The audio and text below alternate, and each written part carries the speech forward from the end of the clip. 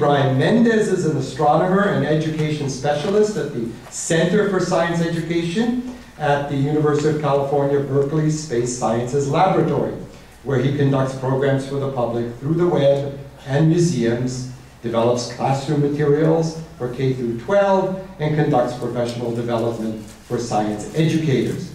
He has a BS in physics, a BMA in saxophone performance, and a PhD in astrophysics. So this is the man to ask about the music of the spheres. He is bicultural, of Mexican and European background, and strives to foster diverse perspectives in his work. So I'm gonna pick up on that theme that this 2012 hoax and cosmophobia in general.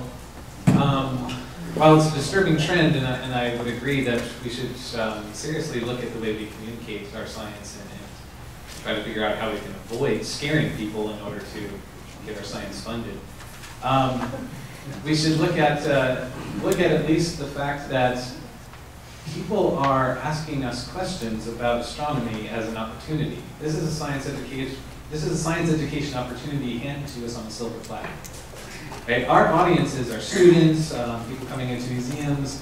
You know, the guy who's wanded me at the security checkpoint in the airport are all asking questions about astronomy, and this is our chance. They're interested. It's our chance to actually talk to them about the real astronomy, the real universe that's out there.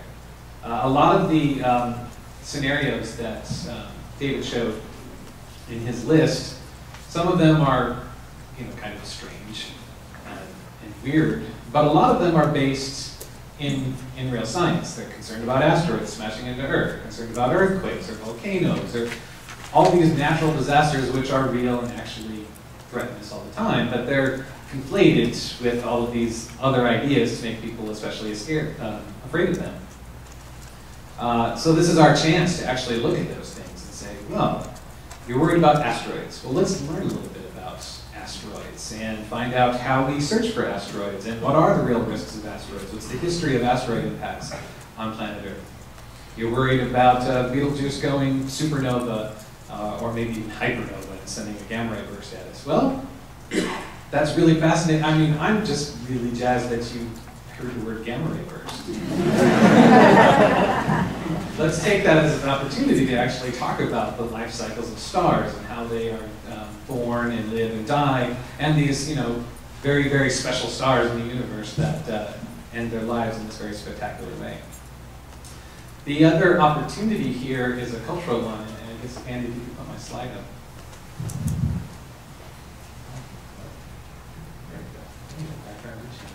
up. We started a educational program to do education around Maya astronomy, and we took advantage of the fact that in 2012 people are going to be very, very interested in the Maya as people, but are using this as an opportunity to engage people in a cultural context, to learn something about the Maya and their culture and the people who are not long gone. Right? Another one of the myths that we need to debunk is the idea that the Maya disappeared and they have this mystical knowledge on the past. But the Maya are real people living today who you can talk to and learn a lot about their culture.